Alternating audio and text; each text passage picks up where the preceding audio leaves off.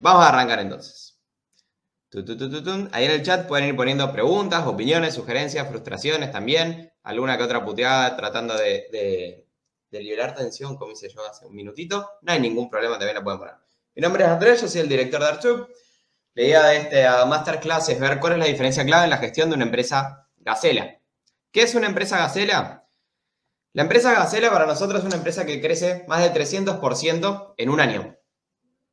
Y nosotros certificamos eso. Mismo vamos a ver ahora cuáles son las competencias claves y cuáles son las características más importantes que aprendimos en este tiempo al trabajar con este tipo de empresas. Mismo nosotros, hace 2 años también logramos crecer eso, el año pasado también logramos crecer eso, y este año estamos tratando también de poder llegar ahí. Mismo, si ven mi cámara atrás mío, tengo 2 premios de, bueno, justo 2 empresas de México que siempre le damos la placa, pero no se la pudimos mandar este año.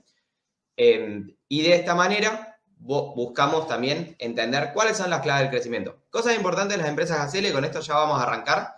La inmensa mayoría de nuestras empresas Gacela son todas servicios, pero cuando vos ves las empresas Gacela de una economía, tienden a ser empresas en un proceso de internacionalización y empresas de servicio.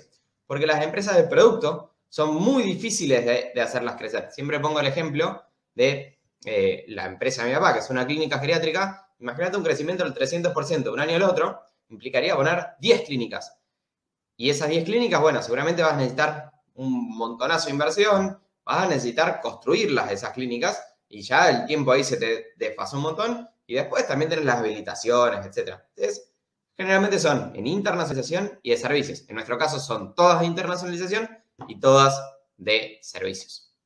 El objetivo de esta masterclass es aumentar la probabilidad de que logres este objetivo del año como empresa a través del desarrollo de una capacidad clave en el crecimiento de la misma, en tu rol como dueño. ¿Cuál es esta capacidad clave? Bueno, es lo que vamos a ver en la masterclass de hoy. La agenda, certificaciones Gacela y qué aprendimos, luego la competencia clave, recomendaciones de uso y un espacio abierto entre pares. De las 47 aplicaciones, y ahora sí ya arrancamos directamente, de las 47 aplicaciones que analizamos a fin del año 2020, de estas entregamos 24 premios Gacela, que es bastante alto. O sea, un crecimiento de ese nivel, la verdad que es totalmente impresionante, digamos, porque requiere un montón de cambios dentro de la empresa para poder llegar ahí. De estas 24, sin embargo, vamos a analizar 18. ¿Por qué? Porque estas 18 tenían estas características, que es muy importante para lo que vamos a ver hoy.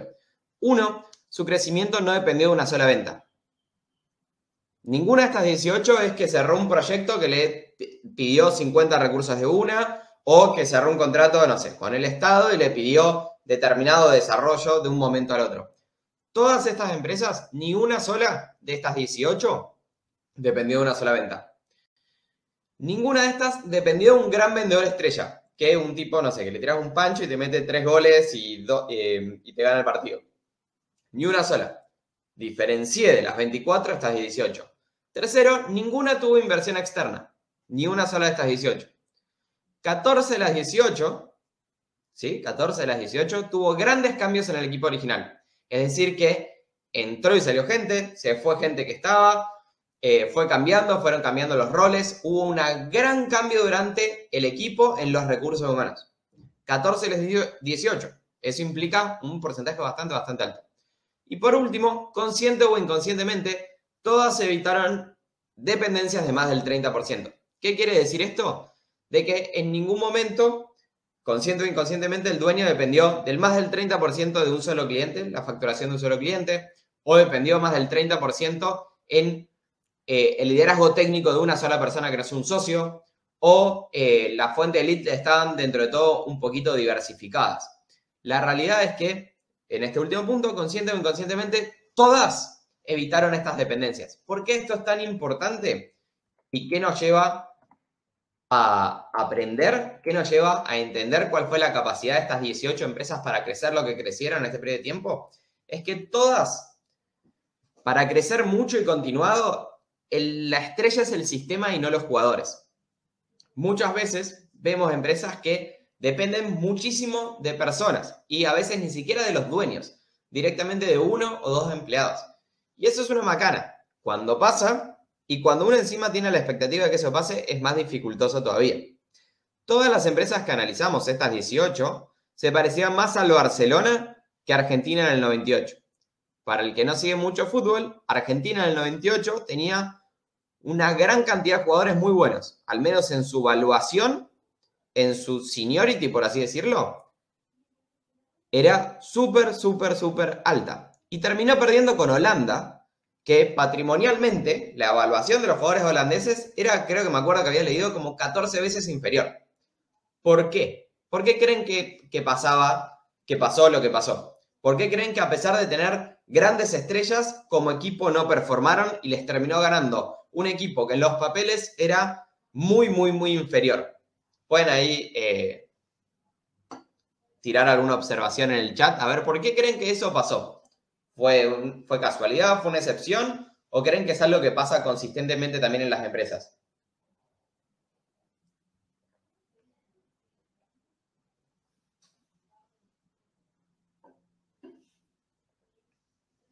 Eso, Moneyball. Ahora vamos a ver el ejemplo de Moneyball. Por el trabajo en equipo es una variable importante, pero no es solo eso. En realidad, la gran diferencia es que los grandes equipos saben a qué sistema juegan. Este tipo se llama Jordi Cruyff, que es uno de los ideólogos, por así decirlo, del Barcelona. Creo que es el hijo de Cruyff, que fue el principal diseñador de lo que es la cultura de juego del Barcelona. No es solo el trabajo en equipo, no es solo la organización, sino que son equipos que saben a lo que juegan, que son sistemas pensados para lograr determinados resultados, impactar determinadas variables y en consecuencia buscan jugadores medianos y los vuelven muy buenos dentro de su equipo, dentro de su lógica. Yo no tengo tanta experiencia en fútbol, no es un deporte que siga mucho, pero me acuerdo que en Barcelona había un tipo que es una gran estrella actual, pero en el Barcelona duró creo que 5 meses, porque no se acoplaba al juego Barcelona, entonces la cultura lo rechazó, el sistema lo rechazó. Los grandes empresas y los grandes equipos, y en este caso ya entrando directamente a lo que es una empresa, son sistema dependiente y no gente dependiente. ¿Por qué? Porque cuando sos gente dependiente, vas a tener una propensión al error muy alta y vas a tener sobre todo un punto, Ibrahimovic, ahí está, gracias Iván, un punto de quiebre muy, muy, muy evidente. Yo no soy ingeniero, pero muchas veces ingenieros me han dicho este ejemplo. Dice, cuando vos construís, cuando haces un desarrollo, un puente, una casa, eso, y tenés un punto de quiebre, es un pésimo desarrollo. Porque la probabilidad de que una persona se vaya, renuncie, se desmotive, lo agarre un camión, puede haber un montón de problemas en cuanto a las personas que puedan pasar para que toda tu empresa dependa de 1 o 2 estrellas. Las grandes empresas tienen un sistema para lograr lo que logran y por eso lo logran de manera consistente. Por eso el Barcelona logró la performance que logró durante tantos años seguidos. Por supuesto, no es eterno, nada es eterno en la vida, pero consistentemente no es algo que pasó en un torneo, sino es algo que pasó y se mantuvo mucho tiempo. Y es lo que vamos a ver ahora. ¿Qué es lo que te estoy tratando de convencer en esta parte de la masterclass? Es que tenés que ver la empresa tuya o tu propia empresa como un sistema. A veces me dicen, no, porque nuestro producto es excelente. Le digo, pero no importa el producto es la empresa. Tu producto es tu empresa, de punta a punta. Desde el tipo que no te conoce hasta el tipo que trabaja con vos. Todo eso es un producto, todo eso es un sistema. Tu rol como dueño es perfeccionar y mejorar y optimizar ese sistema constantemente. De lo que te quiero convencer hasta ahora es que no dependa solo de 1 o 2 estrellas, sino que crees una empresa estrella para que las personas que sean relativamente buenas, ahí se vuelvan excelentes. O la alternativa es ser como Google o ser como una gran multinacional que puede comprar grandes estrellas. El Real Madrid basa su estrategia principal en eso. Tomo jugadores muy caros, los meto y trato de que funcionen bien. Por supuesto que hay una estrategia de juego detrás, pero la gran mayoría de las empresas medianas no se puede dar ese lujo. No puede salir a contratar un tipo con 20 años de experiencia o que todas las incorporaciones sean tipos con mucho seniority. Lo que necesita hacer es un muy buen sistema de juego para que las personas de performance media dentro de ese juego se vuelvan excelentes. Siempre está el que dice que Messi, por ejemplo, en otro tipo de juego, capaz no se hubiera destacado nunca. Capaz hasta no hubiera llegado ni a primera. He escuchado gente decir, ¿por qué? Porque el sistema de juego de Barcelona era claro desde hace 30 años y Messi es un jugador muy bueno para ese sistema. Por eso lo compraron. Por eso lo trajeron desde Argentina. Entonces, ¿cuál es el assessment que quiero que puedas contestar en este momento? ¿Tenés algún cliente que supere más del 20% de tu facturación? Pueden ir contestando ahí o pueden ir contestándolo ustedes sin necesidad de ponerlo en el chat. ¿Qué porcentaje de tus ventas viene de un mismo vendedor? Hoy a la mañana he tenido con un cliente de Perú que tiene un equipo de 7 comerciales y cuando vos analizás las ventas, casi te diría que el 95% de la facturación venía de una sola comercial, de ese equipo. ¿Qué porcentaje de tus ventas viene de un mismo vendedor? ¿Cuál es el problema con eso? No está mal, no le vas a decir, che, deja de vender o me estás opacando al resto. No, pero tenés que organizar para que sea más distribuido, para que los demás puedan crecer y que estén a la altura.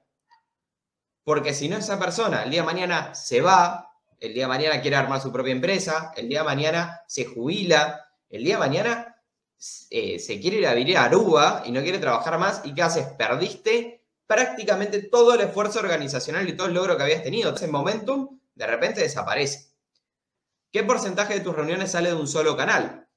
Y si tenés alguna dependencia de más del 30% en un miembro del equipo que no sea dueño. Ahí podemos incorporar la parte técnica también. Customer Success, la parte administrativa, la parte financiera. ¿Vos percibís que tenés una dependencia de más del 30% de tu operación en un solo empleado? ¿O en uno o dos empleados cuando ya la empresa es más grande?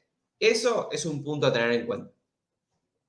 Si te convencí de que lo que hay que pensar es cómo armo un sistema estrella y utilicé los 18 ejemplos de las empresas Gacela que estudiamos, que analizamos, de que solamente pudieron lograr ese crecimiento porque no dependían de 2 o 3 factores, sino que organizaron un sistema, una maquinaria, para que pueda ir construyendo valor en el tiempo, y esa es la única forma de crecer de manera sostenida.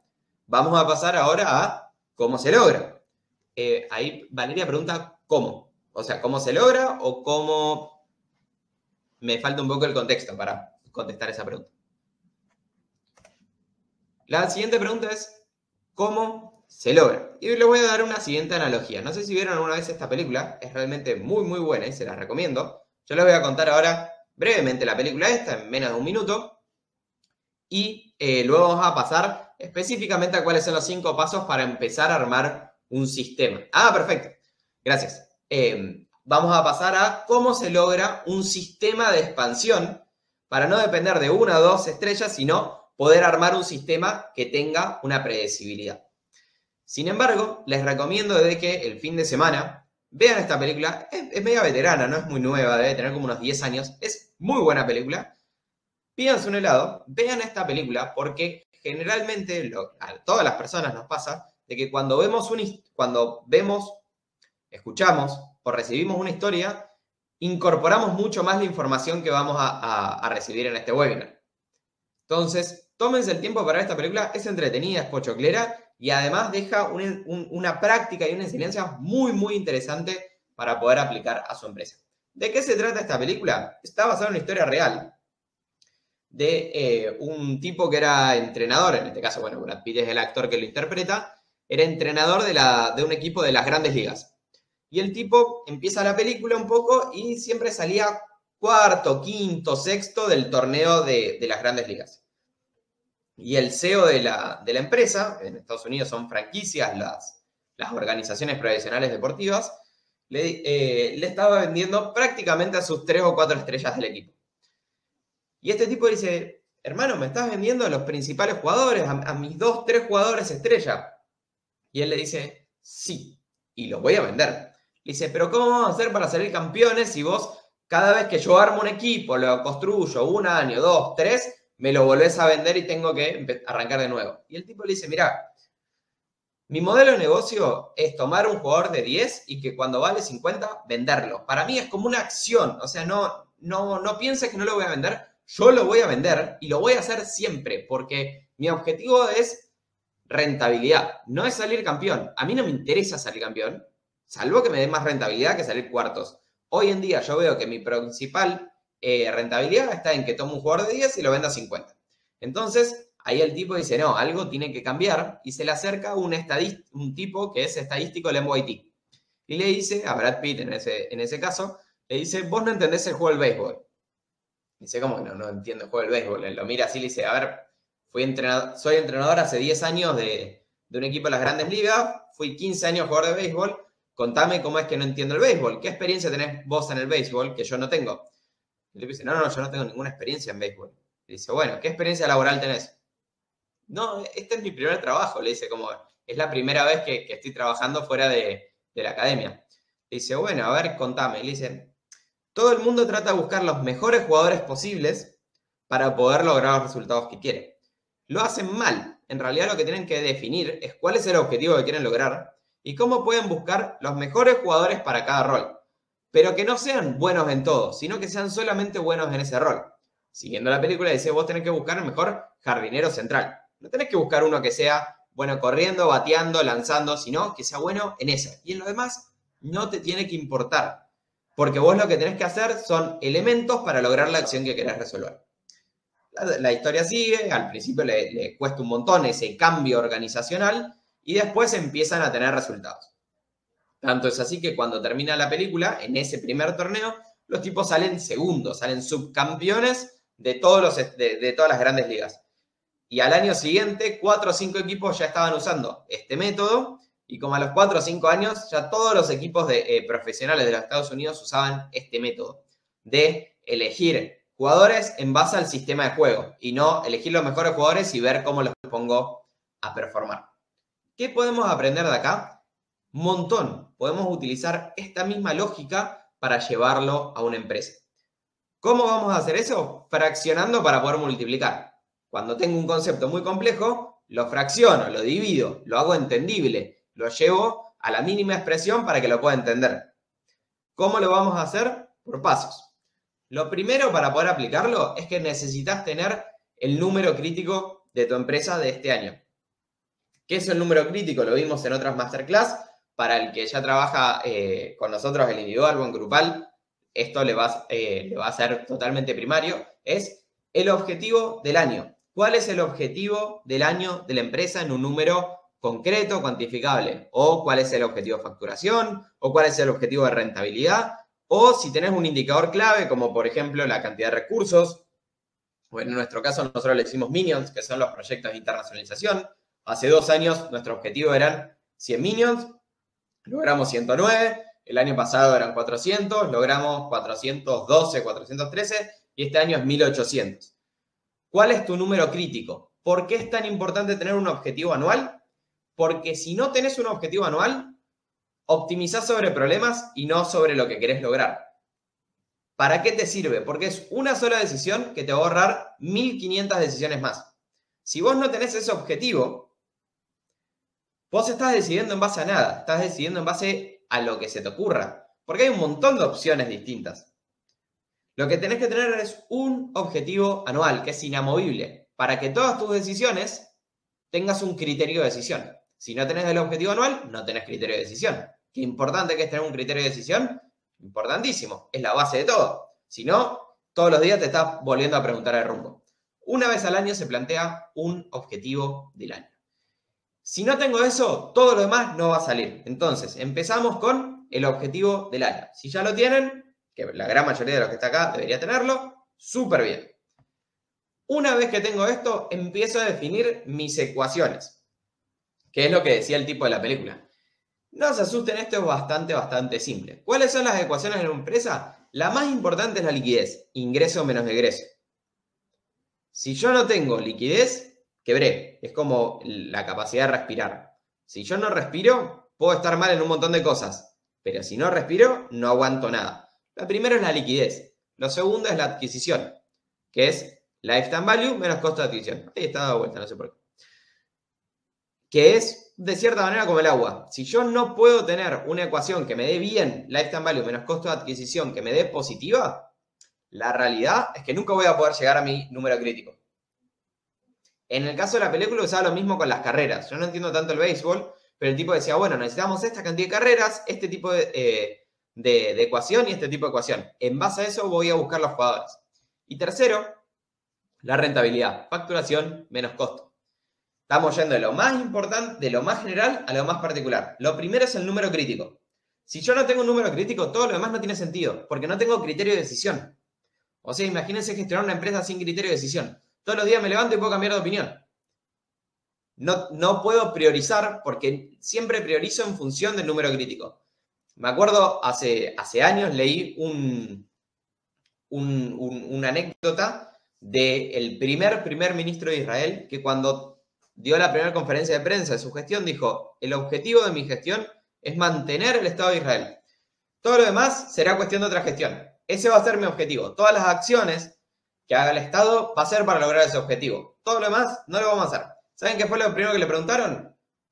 ¿Qué vas a hacer con el sistema de salud? El tipo dijo, no me escuchaste, te estoy diciendo, no nos importa. Toda nuestra atención va a estar en lograr ese objetivo.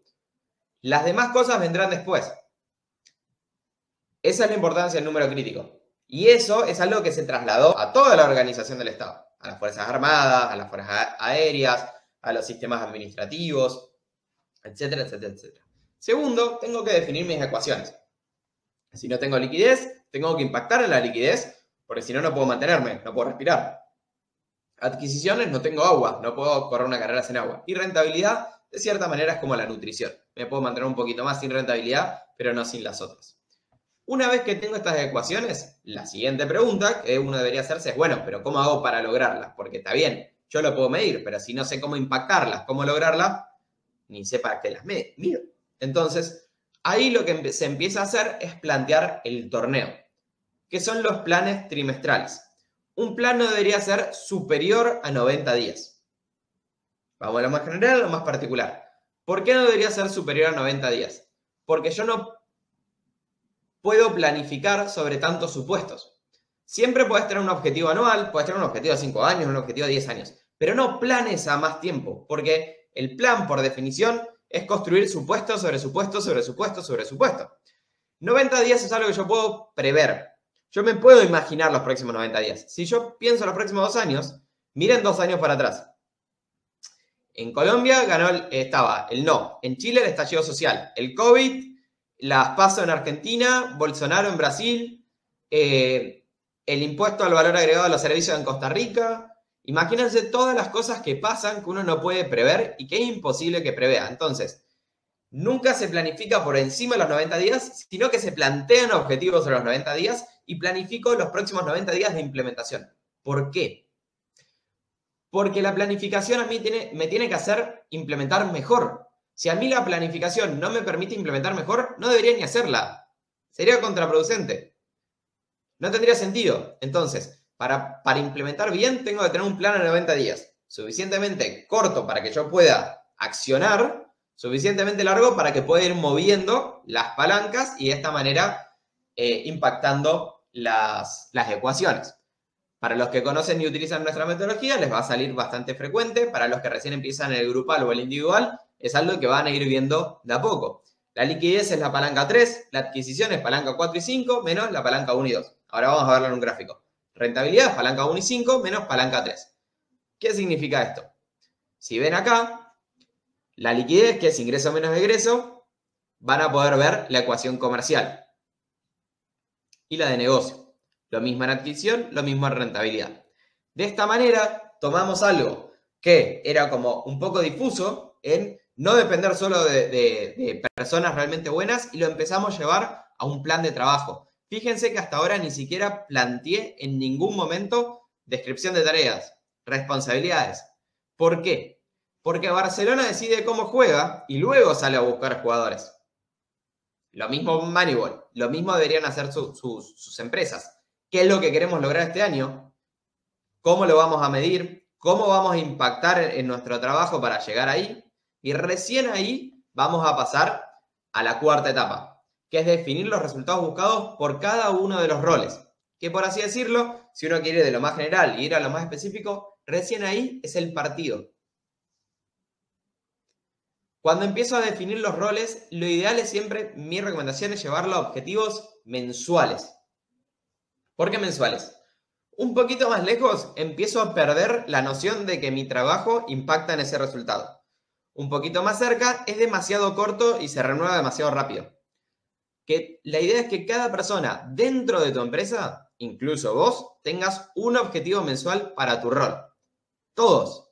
Hasta nosotros, por ejemplo, lo atamos un bono, que eso es parte del sistema de incentivos que lo dimos en otra masterclass. Nosotros, todas las personas, las 80 personas que están en ARSUB, todas tienen un objetivo mensual y de alcanzarlo tienen un 20% de su remuneración en un bono extra. Y eventualmente, cada vez que se empieza a alcanzar que la organización y que la persona logra esos resultados, se empieza a subir. Es como el gimnasio. Si vos empezás a levantar 50 kilos, después pasás a 55, después a 60, siempre lo tenés que ir exigiendo. No sobreexigiendo porque lo vas a romper, pero tampoco debería estar quieto. Porque si los roles mensuales no cumplen sus objetivos, la empresa nunca va a crecer. Vos movés estos roles para que la persona vaya creciendo y, en definitiva, si las personas crecen, si los profesionales logran y crecen, crece la empresa. Tener un objetivo mensual individual es el trabajo más lúdico, más objetivo y permite enseñar a resolver problemas. Porque a la persona no la estás orientando a tareas, vos tenés que hacer esto, sino decirle, mira, tu rol es cumplir ese rol. Tu rol es cumplir ese resultado, lograr ese resultado. Mi rol es ayudarte a que lo cumplas, pero es tu objetivo, no el mío. Reverso la carga de la prueba. Y esto es muy importante. El try, me acuerdo de un entrenador de rugby que tenía, me dice, el try lo festejan los 15 porque lo hicieron los 15.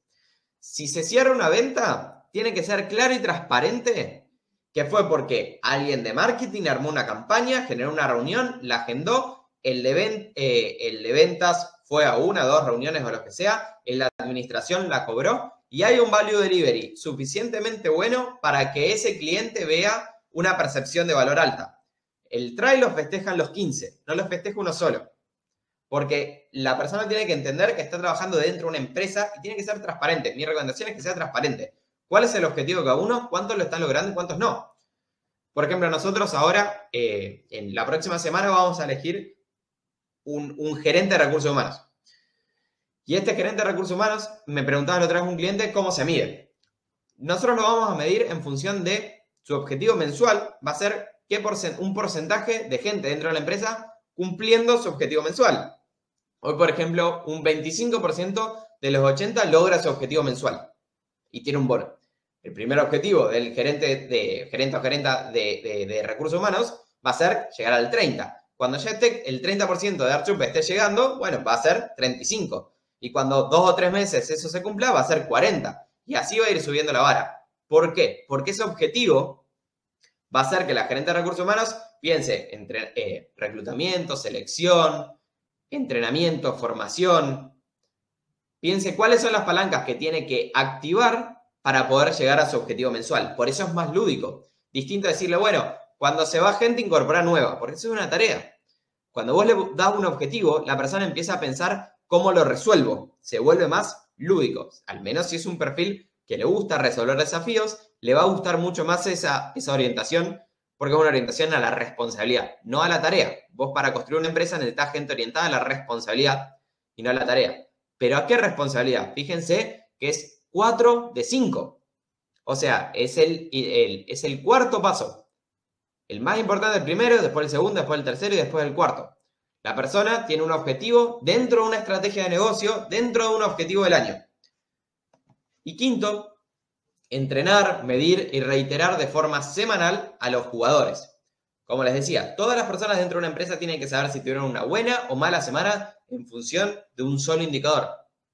Sí, eso es un buen objetivo para sacar de esta masterclass. Si hoy en día, en tu equipo de trabajo, todas las personas no están pudiendo saber si su semana fue buena o mala en función de un solo indicador, es decir, de un parámetro, es un buen objetivo a resolver esta semana que queda, de acá a 10 días, por ejemplo. Porque llevando de lo más general a lo más particular, necesitas empezar a optimizar para poder lograr tu objetivo del año. Cada persona tiene que tener claridad en lo que tiene que lograr en ese mes. Y por último, como en un partido de básquet, 4 tiempos son un partido. ¿Qué quiere decir eso? 4 semanas del mes, Cada semana es un partido. Entrenar, medir y reiterar de forma semanal para poder ayudar a los jugadores, a los miembros de tu equipo, a lograr el objetivo del mes. Estos son los 5 pasos para poder empezar a trabajar de manera sistemática. Después se abren un montón de connotaciones que hemos trabajado en otras masterclass y que en el grupal lo vamos a seguir trabajando y en los individuales también. Pero este es el plan de juego más general. Necesito, primero, definir un resultado porque si no, no tengo nada sobre qué trabajar. No tengo un criterio de decisión. Hay gente que me dice, ¿cuál es el objetivo de este año es poder internacionalizarme? Eso no es un objetivo. Yo no puedo decidir sobre eso. Pero si el objetivo de este año es pasar de 10 a 30 clientes, bueno, empiezo a poder tomar decisiones. No es lo mismo 30 que 3.000. Si me decís, el objetivo de este año es terminar con una facturación de $500.000, puedo empezar a decidir y saber si me estoy acercando o alejando. Si mi objetivo no puedo saber si estoy alejando o acercando, no está planteado todavía. Luego defino las ecuaciones, planteo el torneo, la planificación a 90 días, y empiezo a definir los resultados de cada uno de los roles. Y semana a semana nunca tengo que perder de vista que hay una relación entre la mínima expresión y la máxima expresión. Me acuerdo una vez en un rol de gerencia comercial que tenía, que se vendían intercambios y habíamos abierto un montón de oficinas en todo Chile. En toda Argentina y en todo Chile. Y la persona que había abierto en Neuquén trabajaba desde la casa, digamos, y vendía intercambios desde la casa. Y siempre yo vivía en Buenos Aires o en Santiago y tenía calls con ella y veíamos el script, la objeción, la propuesta de valor, el manejo de la reunión, el programa, el formato, etc. Y la chica era muy, muy buena, lo llevaba bien, era una buena comercial, pero no cerraba. No entendía por qué no cerraba. No entendía por qué tenía tal cantidad de oportunidades de venta y no podía lograr vender los intercambios. Entonces me tomó un micro en ese momento, me fui no me acuerdo si fue de Santiago a Neuquén o de Buenos Aires a Neuquén, y le dije, te voy a comprar una reunión.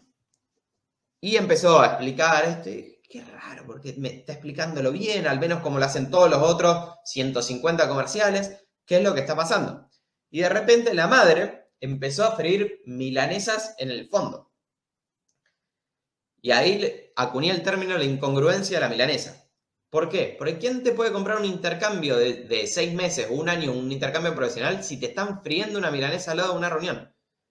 Parece una pavada, pero era la razón por la cual no vendía. Le dije, no, mira, vamos a hacer una cosa, vamos a alquilar una oficina para que vos tengas las reuniones ahí. Y a partir de ahí empezó a cerrar. Mismo script, mismo comercial, misma estrategia comercial, mismo product packaging. Lo que estaba fallando era la mínima expresión.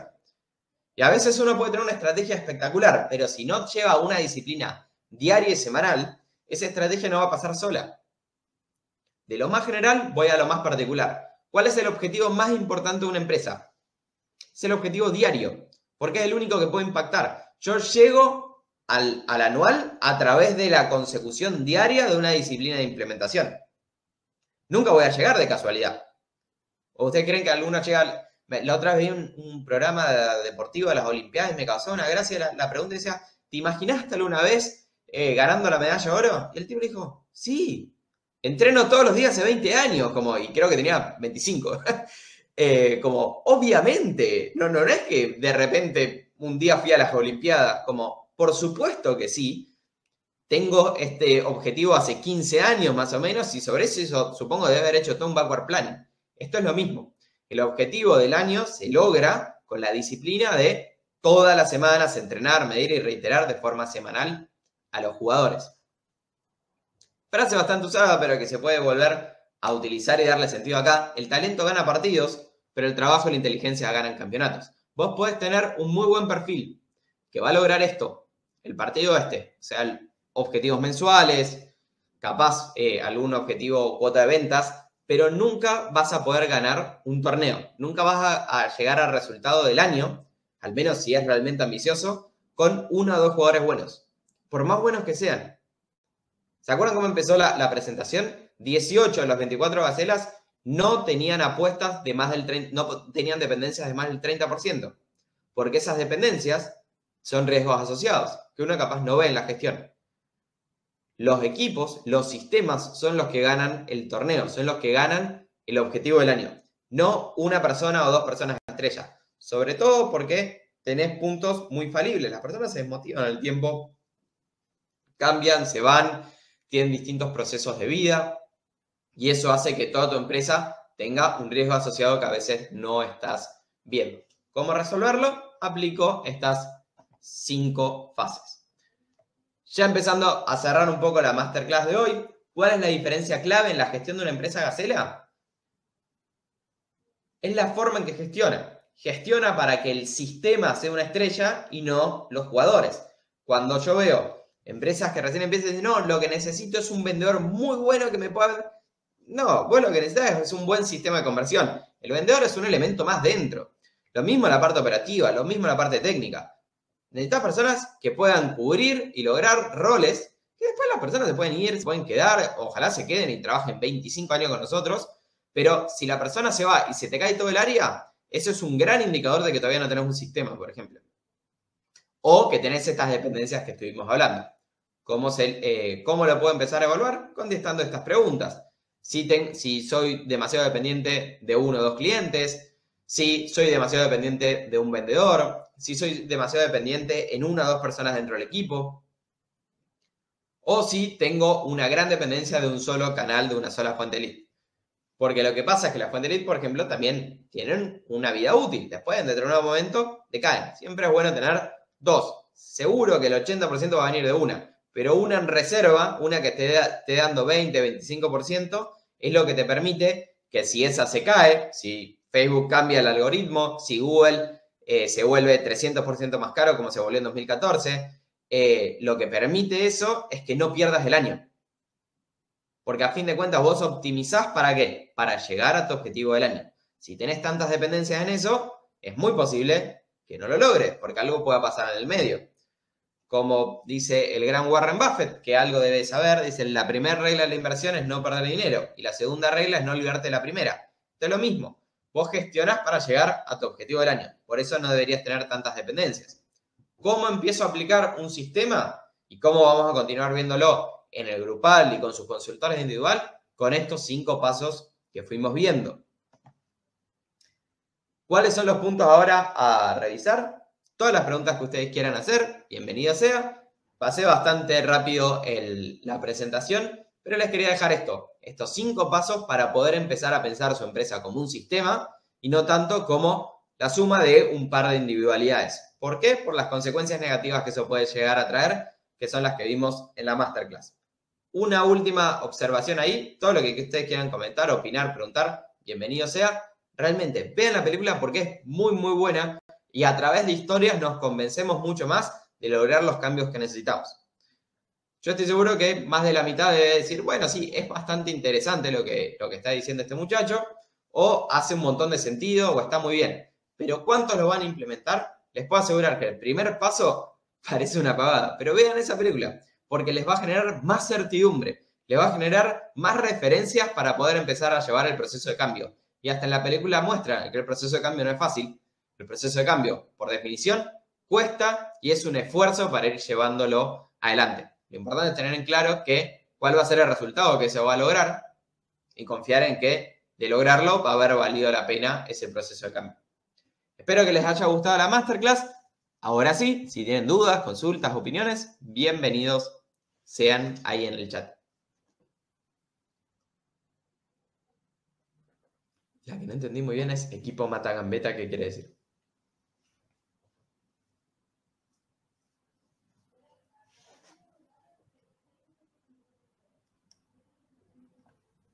Tum, tum, tum, tum, tum, tum.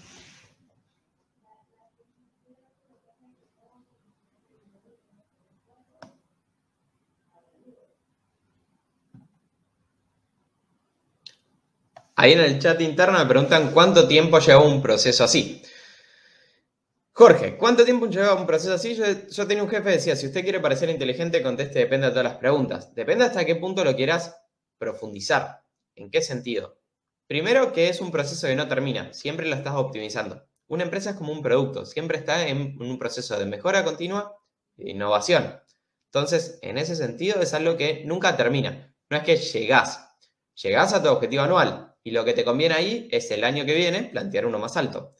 Porque la noción de que uno se mantiene en el tiempo es una falacia. En realidad las empresas no se mantienen. Las empresas crecen o decrecen. ¿Por qué? Por un montón de factores. Primero que la economía crece, por ende la empresa se hace más chica. Segundo, porque la gran mayoría de las empresas de recursos que tienen gente, que son todas, pero sobre todo las de servicios, que son muy dependientes de un montón de personas, las personas mientras más se quedan en la empresa, más caras son. Y eso, ¿qué es lo que genera? Que la empresa se vuelve más engorrosa. Me acuerdo, hace un tiempo, un cliente me preguntó si compraba una empresa que tenía unos 25 años. Y dije, a ver, mandame los números y la revisamos. Y le dije, mirá, ¿cuánto esta empresa te tiene que pagar a alguien, digamos, prácticamente para poder comprarla? No deberías pagar vos por esta empresa. Me dice, ¿por qué? Tenés gente que está hace 25 años ahí. O sea, que hace 25 años tenés empleados. ¿Sabés lo que es la indemnización si los tenés que desvincular? Las vacaciones que se toman. Es muy difícil gestionar una empresa con todos estos costos asociados que vos no estás viendo.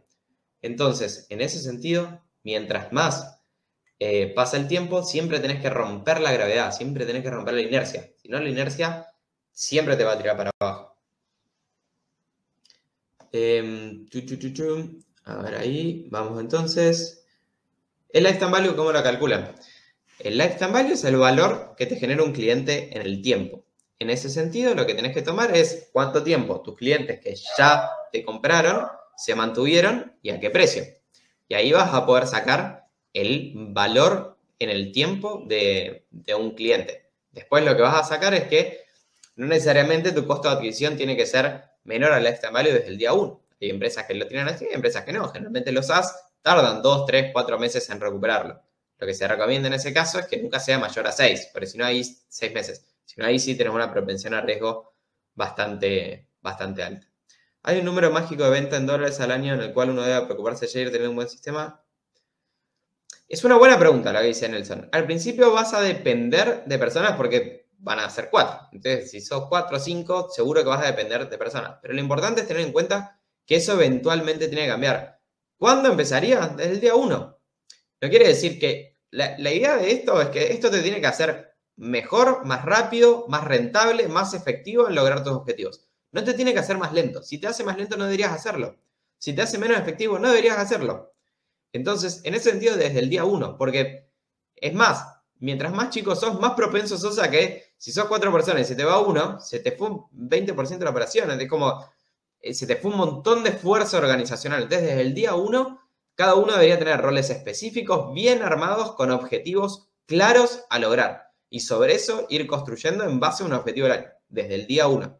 No esperar a ser más grande, porque si está bien hecho, es más probable que llegues a grande teniendo un buen sistema que no teniendo un buen sistema. ¿Cómo mejorar el sistema de conversión? Bueno, ahí lo que se hace en el sistema de conversión es ver el embudo de ventas. Ahí lo que se trabaja con el consultor individual o en el grupal es específicamente el caso y se trabajan las distintas palancas. Eso por el lado del grupal, por el lado del individual, y en nuestro Research Center hay un montón de contenido y mismo hay varias masterclass donde se ven casos y casos sobre cómo se optimiza lo que es conversión dependiendo del sistema. ¿Cuál es la amenaza más clara para este proceso? Buena pregunta. El dueño.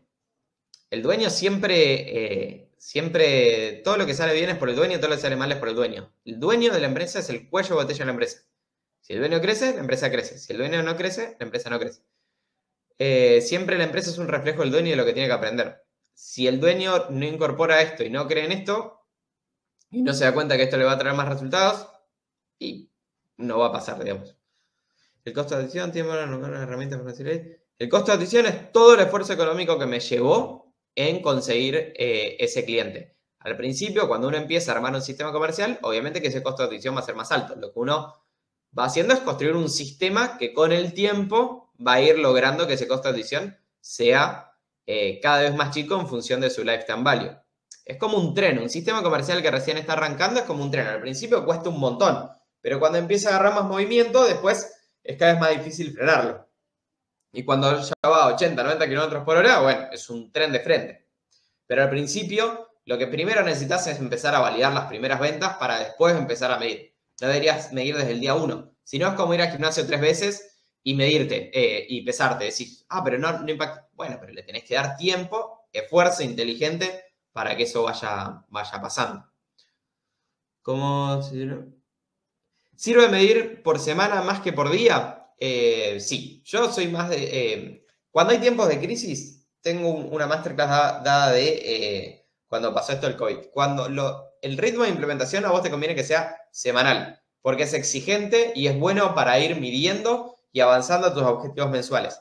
Cuando vos tenés una situación de crisis, deberías llevarlo al diario, a todos, de manera diaria. Check-in a la mañana, check-in a la tarde, al terminar, qué se logró, qué no se logró y por qué.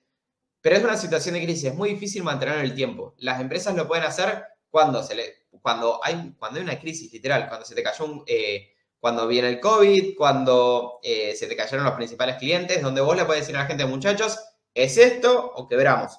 O es esto para llegar a Serie A, por ejemplo, también de determinada visión. Es muy difícil mantenerlo en el tiempo si no hay una crisis, porque si no la gente es un método de trabajo muy, muy, muy, muy fuerte. Lo ideal, mi recomendación es semanas, salvo que haya un motivo por el cual cambiarlo. ¿Cómo se rompe el punto de quiebre entre obtener los recursos necesarios para cubrir un equipo y contratar un equipo? ¿Cómo se rompe el punto de quiebre entre obtener los recursos necesarios para cubrir y contratar? No entiendo la pregunta, Julián. ¿Cómo sería como una forma distinta de denunciarlo? Muy buena capacitación. ¿Cómo se hace para medir el objetivo de una persona que se encarga de tareas de control? Responder mails, clientes, hacer seguimiento, proveedores, ver. Perfecto. Bueno, ahí muy interesante la pregunta de Federico. Primero, la premisa de que toda persona debería tener un objetivo mensual. No hay ningún rol que no pueda tenerlo. Que todavía no lo sepamos es otra cosa. Y lo importante en ir planteando objetivos es siempre decirle a la persona dos cosas. Decirle, lo vamos a hacer por 2 meses o lo vamos a hacer por 3 meses, después nos vamos a sentar y lo vamos a revisar. Nunca debería quedar fijo, eterno. ¿Por qué? Porque es la primera vez que lo estás seteando. Y segundo, lo que hay que dejar en claro es que el objetivo es de él y no de uno. Mi rol es ayudarte a que lo cumplas. Todo objetivo, toda persona debería tener un objetivo. Mientras más cerca a los indicadores de negocio, mejor. Por ejemplo, en administración tienen un objetivo de cobros. Entonces, si logran cobrar el 70% de la cartera de ese mes, tienen un bono. Después, ese era el primer administrativo. Después hoy en día incorporamos 2 más. Entonces, cada uno tiene una parte de cobro y una parte del otro. Que tengas un objetivo, y esto es muy importante, no quiere decir que las otras cosas las puedas hacer mal. Una cosa es el objetivo, otra cosa son los mínimos. Unas cosas son lo que tengo que lograr y otra cosa es lo que tengo que cumplir sí o sí. Es como en fútbol, digamos, vos podés ser el mejor 9 de área, pero vos tenés que bajar a defender, digamos. Nadie es suficientemente bueno para que las demás cosas no pasen. Es como los comerciales. Ok, yo entiendo que vos tenés call, lo que vos quieras, pero la información tiene que estar en el CRM. ¿Por qué? Porque es un mínimo de tu trabajo, digamos, porque no es negociable eso. Como la información es de la empresa y tiene que estar en tiempo y forma. Si no, no puedo tomar métricas, no puedo ver ni qué es lo que estás haciendo. Tu objetivo es tu objetivo, pero después hay mínimos que tienen que pasar. Mientras más puedas acercar al objetivo de la persona a un indicador de negocio, más útil te va a ser. Indicadores de negocio, por ejemplo, en marketing, son reuniones. Nosotros no medimos lead, medimos reuniones. Que efectivamente el tipo vaya. En ventas es la más fácil de medir, es clásico con lo que son ventas. En administración, en cobros, y que las demás cosas capaz puedan pasar en tiempo y forma, por ejemplo. ¿Qué otras áreas tienen? Reclutamiento en perfiles, recursos humanos en performance de las personas. En tareas muy repetitivas puede ser en pies. O sea, no lo midas en función de si hizo o no hizo. Medilo en función del resultado. Lo que hiciste, ¿logró una satisfacción del cliente o no lo logró? Más que responder un mail, ¿resolviste las dudas o no las resolviste los tickets de soporte o no los resolviste? Esa es la diferencia entre un objetivo y una tarea. Vos para lograr un objetivo necesito resolver para llegar ahí. No es solamente hacer. Porque si no la persona va a decir, pero yo lo hice. Pero yo mandé el mail. ¿Y qué tiene? ¿No te contestó? Es como, pero yo lo hice. No. El objetivo, en ese caso, siempre pensalo en función de que es algo que se tiene que lograr o podés no lograrlo. Después, el esfuerzo es algo que tiene que pasar en cualquier rol, independientemente de cuál sea. Enviar factura al cliente, lo mismo. Si pagaron o no pagaron. seguimiento a proveedores. Bueno, depende qué querés lograr, digamos, con ese proveedor. Pero siempre el objetivo tiene que ser algo que tengas que convencer seguramente a otra persona, independientemente de cuál sea, independientemente si es marketing, si es recursos humanos, si es ventas, si es operaciones, y así sucesivamente. Muy bien, para lo que es nivel 2, ya entonces a la 1 arrancamos los grupos. Espero que les haya gustado esta masterclass, que empiecen a implementarlo, que empiecen a trabajarlo ahora en las reuniones grupales por la tarde o con sus consultores individuales en los proyectos 1 a 1. Muchas gracias por participar.